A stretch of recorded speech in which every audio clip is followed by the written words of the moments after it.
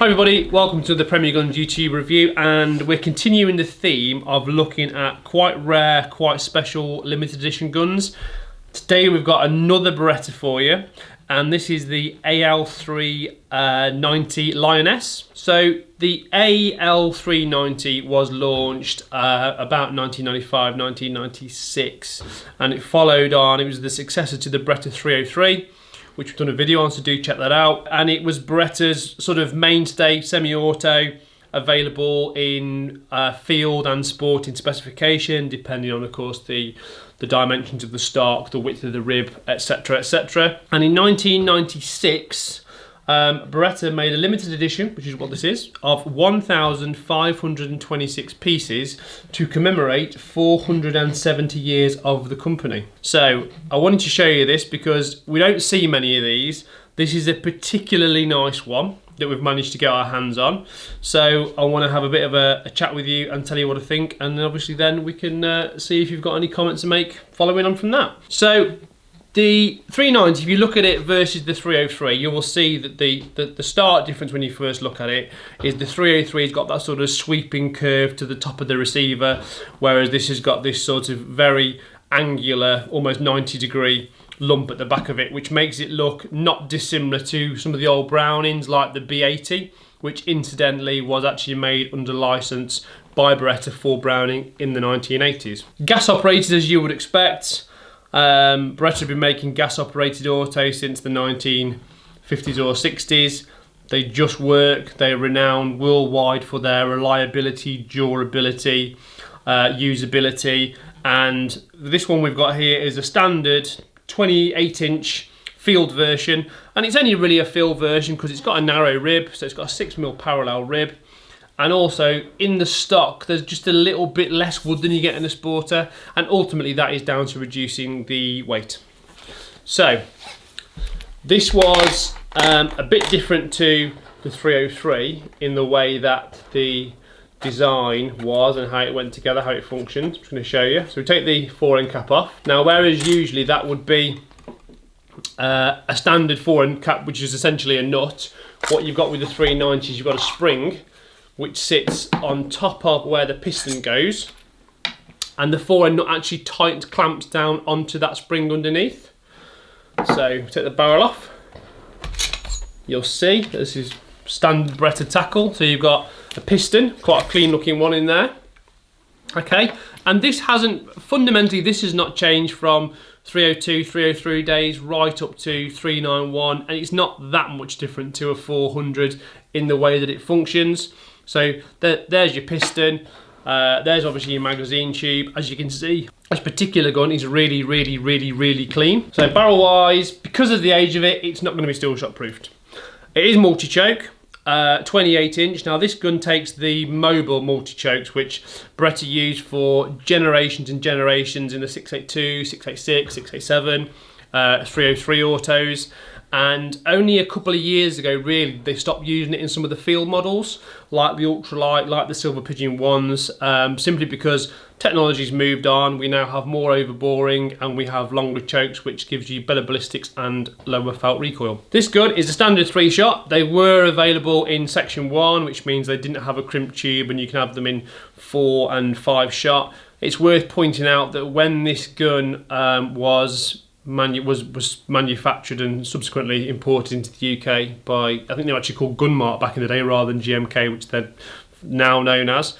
There was a tragedy in the UK which affected gun licensing, and there'd been one a few years previously, which is as a result of that particular one, all 5-shot semi-autos, pump actions, etc. had to be reduced in terms of their capacity. So a little bit of history for you in terms of English gun law. So narrow rib, it's got a little red foresight bead on the end, all completely standard. This gun's not been altered in any way, shape or form. And if we look at the actual receiver itself, it's kind of this almost like sandblasted finish. You've got like powder coating on the top of it, on the black, and then you've got sort of coin finish in the middle, which is really heavily ornately engraved with nice scroll work. You've got gold ducks been picked out. You've got the Beretta Premium, the PB Beretta Premium logo. And on the other side, we've got pheasants and a lion, because of course it's a Lioness. and the gun is individually numbered, number 986 of 1526. Nice looking thing, you know. Gold on guns, I'm not a huge fan of. I think it can be a bit too blingy. I think this is quite understated in what it is. I don't think it's over the top. I think the black and the silver goes quite well together. It's my personal opinion. Gold trigger, obviously gold wash trigger. And what's another nice touch as well is you do get a jeweled bolt. Look on there, you've got like an engine turning finish on the bolt, which means it's jeweled. Very nice. Like I said, in terms of function, these things just work. They are absolutely bulletproof. 2 3/4 inch chambers, I believe, but I will just check. It may be 3 inch. It is 3 inch, happy days.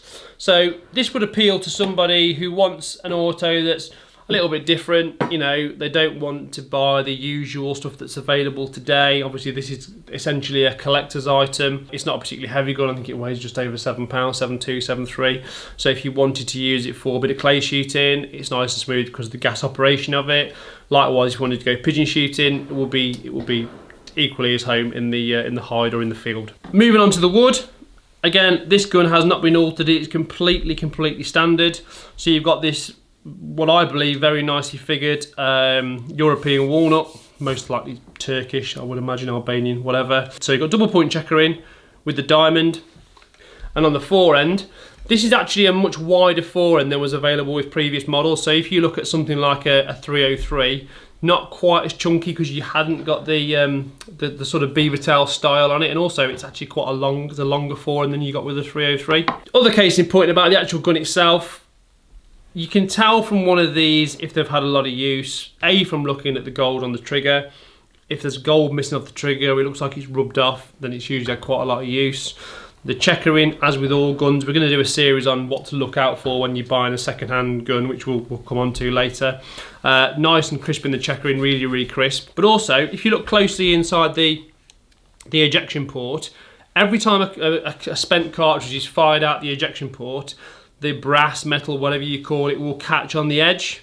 So you can see on this one, it's only just started to mark up on this sort of powder coated finish, so it hasn't had a lot of use at all. How cool is this? So this is the original case for the gun.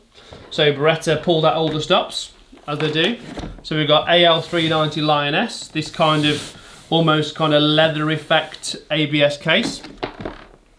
And inside you've got some goodies again, like we're doing with the DT11 Gold and the DT11 Anniversary. You've got an authentic certificate just to the provenance that goes with the gun. So the numbers tally up. We've got 986 of 1526 and 986 on the gun, so we know it's all original. And just to reiterate, the 1526 refers to when Beretta was founded, which at the time I said was 470 years. It's a lot more now. It's approaching, in fact, 500 years. So there's your certificate. Mobile multi-chokes, 3 supplied with the gun. Standard flush chokes, as you'd expect with a field gun. If you want to change them, put extended in, whatever you want to do, that's entirely your privilege.